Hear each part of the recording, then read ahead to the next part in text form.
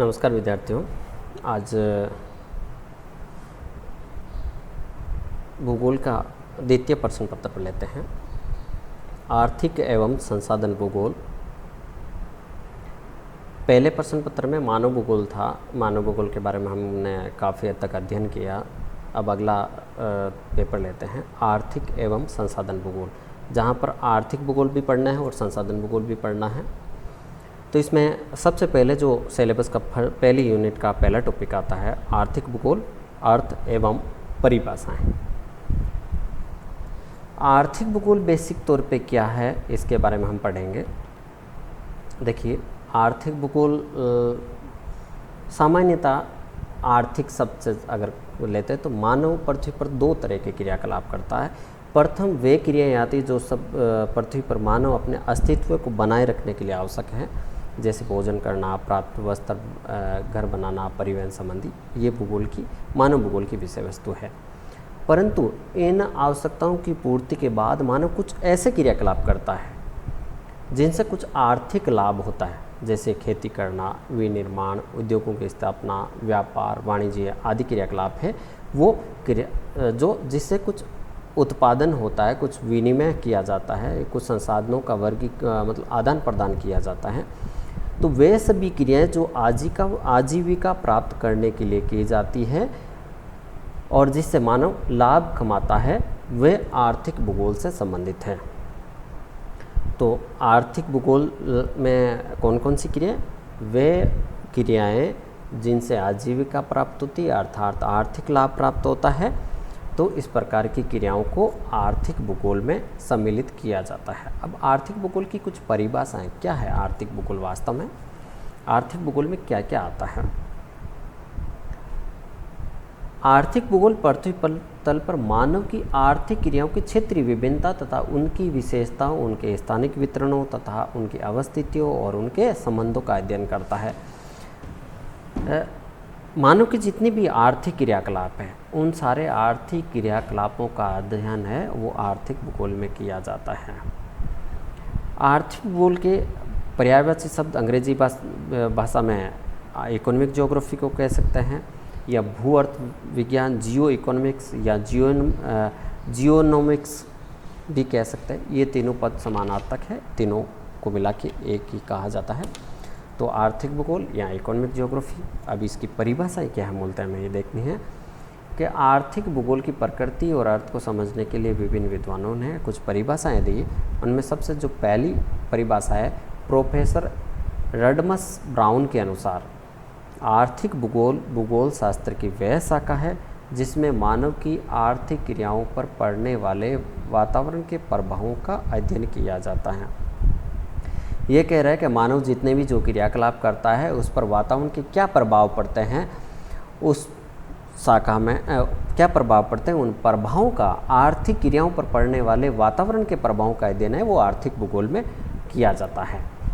दूसरी, प्रोफेसर जी चिसोम के अनुसार ये क्या कहता है, आर्थिक भूगोल के अंतर्गत उन सभी भौगोलिक परिस्थितियों का अध्ययन करते हैं जो वस्तु के उत्पादन, उनके परिवहन और उन विनिमय को प्रभावित करती है।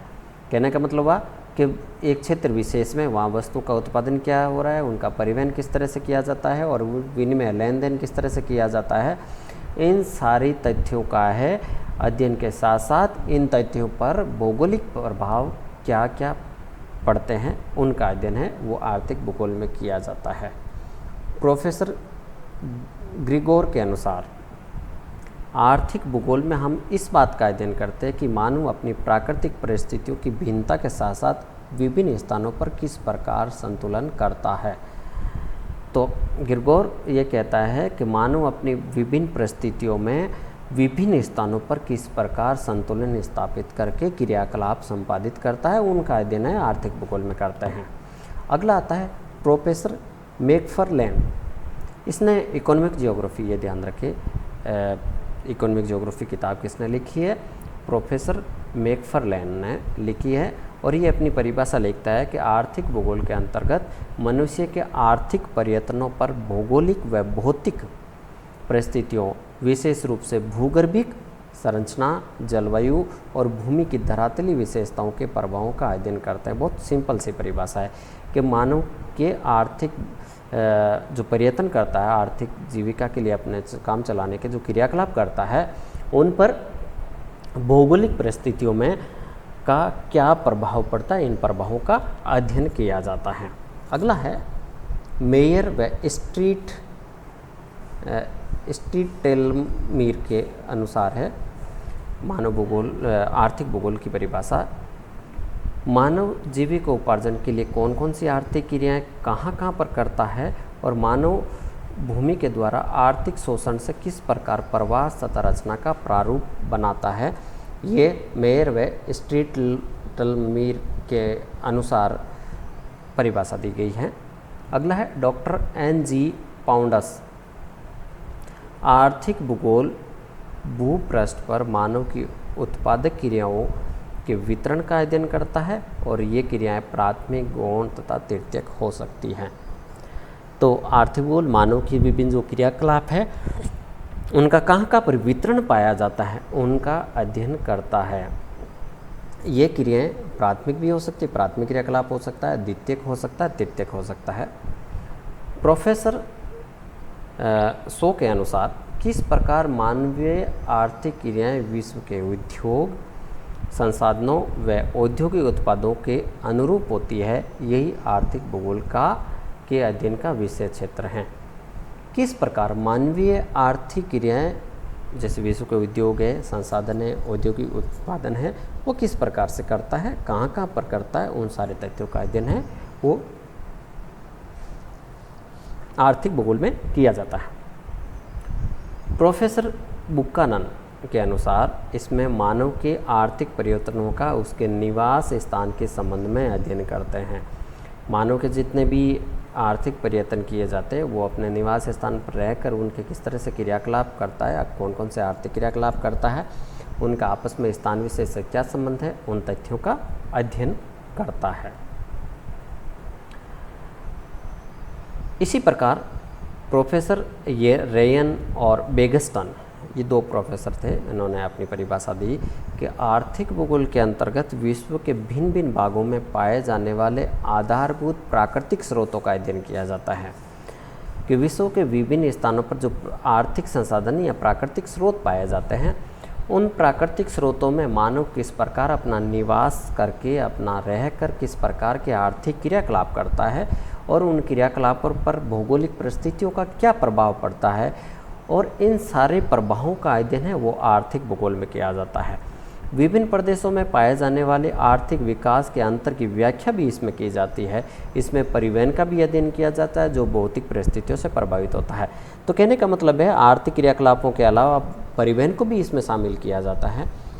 तो आर्थिक भूगोल में मूलतः यह है कि विभिन्न प्रकार के जो मानव के आर्थिक क्रियाकलाप है, आर्थिक क्रियाकलाप से मतलब है मानव का अपनी जीविका चलाने के लिए या आर्थिक लाभ के जो भी क्रियाकलाप, जो भी कार्य संपादित करता है, जो भी कार्य करता है, उन सारे कार्यों को आर्थिक भूगोल में सम्मिलित किया जाता है और उन क्रियाकलापों पर, मानवीय क्रियाकलापों पर वहाँ की भौगोलिक परिस्थितियाँ किस तरह से प्रभावित करती है, इन सारे प्रभावों का अध्ययन है वो आर्थिक भूगोल में किया जाता है। तो इस तरह से 7-8 ये 9 परिभाषाएं हैं प्लस आर्थिक भूगोल की ये विशेषताएं या अर्थ बता रखी है। तो इन सारे तथ्यों का विशेष तौर से परिभाषाओं को मूलतः ध्यान रखें।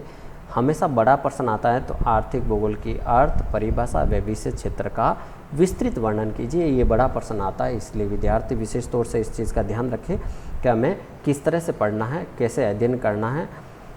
इन सारी परिभाषाओं को आप अच्छे से पेज पे एक बार लिखें और बार बार रिवाइज करोगे तब जाके इन कम से कम 9 परिभाषाओं में से कम 5 परिभाषाएं आपको विशेषतः आनी चाहिए, याद होनी चाहिए।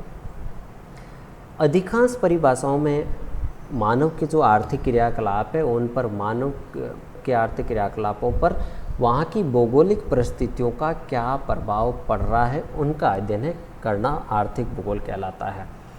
तो ये आर्थिक भूगोल मानव भूगोल की एक शाखा है। इस तरह से परिभाषा दे सकते हैं कि आर्थिक भूगोल मानव भूगोल की एक शाखा है जिसमें मानव के द्वारा किए जाने वाले विभिन्न आर्थिक क्रियाकलापों का अध्ययन